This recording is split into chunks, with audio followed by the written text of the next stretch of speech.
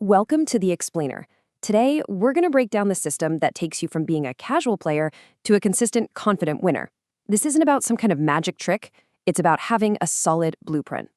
You ever watch a great player and just wonder, how do they do that? What's the secret? Well, I'll tell you, it's not just talent, and it's definitely not about luck. It's something you can actually learn. The secret? It's a system, a repeatable framework that you can apply to every single shot and that just gets rid of all the guesswork and inconsistency. And today, you and we're going to build your system from the ground up. Okay, so everything, and I mean everything, starts with your physical foundation, long before you even hit a ball. We call it the player's tripod, and it's built on three super critical parts. All right, first leg of the tripod, your bridge hand. Now, this is so much more than just a prop to hold the cue, you know? Think of it like a control panel. It's what lets you dictate the height and angle of the cue, which is how you get that powerful topspin or backspin.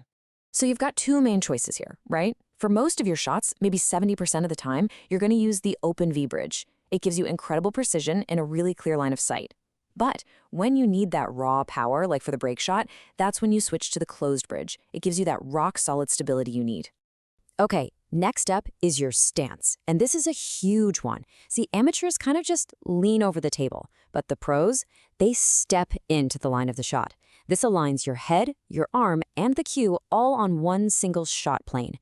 You do this, and you eliminate a massive source of error right off the bat.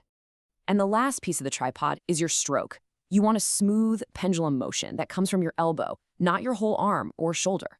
And here's a pro tip. Keep a loose grip. Seriously, a death grip just creates tension and kills your accuracy. It's the enemy of a repeatable system. All right, so we've got our foundation totally locked in. Now we can start talking about a consistent aiming routine.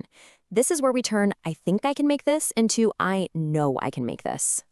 And the most reliable way to do that, for almost everyone, is the ghost ball method.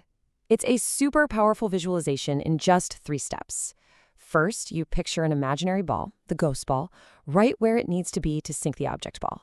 Then, you just aim to hit the center of your cue ball right into the center of that ghost ball. It completely takes the guesswork out of angles.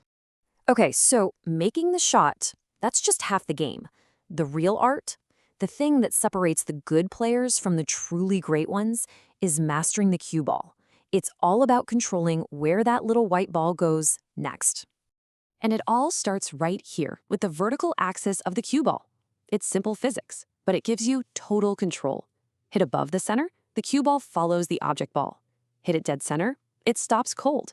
And if you hit below center, you get that awesome backspin or draw that pulls it right back. So simple, right? Okay, get ready for this, because this is a fundamental law of pool physics that you can literally build your entire positional game around. It's called the tangent line, but you'll probably hear it called the 90-degree rule. And this is where it gets so cool. If you do a stun shot, that means hitting the cue ball dead center, no spin at all. The cue ball will always travel at a perfect 90-degree angle from the path of the ball it just hit. This isn't a maybe, it's a law of physics. Once you really see this in your mind's eye, you can start placing the cue ball exactly where you want it. But let's be real, most shots aren't perfect stun shots, right? The cue ball is usually rolling forward a little bit by the time it makes contact. So think of that 90-degree rule as the perfect lab condition. Now, let's talk about what happens in the real world. And that's where the 30-degree rule comes in. So on a simple follow shot, where the cue ball is just rolling naturally, it's going to deflect off its original path by about 30 degrees after it hits the object ball. If you can internalize these two angles, 90 degrees for stun, 30 for follow, man, you have such a huge advantage in predicting where that cue ball is going. Okay, so let's recap. We've got the physical mechanics down. We understand the basic physics of the cue ball. Now it's time to put it all together with some high-level strategy and really start seeing the table like a pro. You see, great players, they don't just think about the shot in front of them. They see the whole sequence. They're looking for connected balls. That's pairs or groups of balls that can be pocketed with simple stop or follow shots. They're planning their route around the table, always thinking at least 3 balls ahead. That's how they make running out the table look so easy. So, we've laid out the entire blueprint, from your stance all the way to your strategy. But knowing isn't the same as doing. So how do you actually turn all this knowledge into real skill? Well, there's no secret sauce. It's all about deliberate, focused practice. And to help you with that, here are 4 pro-level drills that will turn these ideas into pure muscle memory. The bottle test, that's going to give you a laser-straight stroke. The center ball drill confirms your alignment is perfect.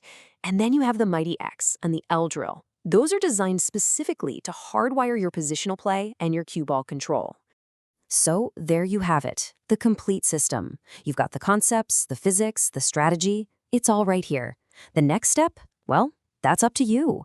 Take this blueprint to the table, practice with a real purpose, and start building your mastery. Seriously, the next time you walk up to a table, don't just see a random collection of balls. See the blueprint. See the path.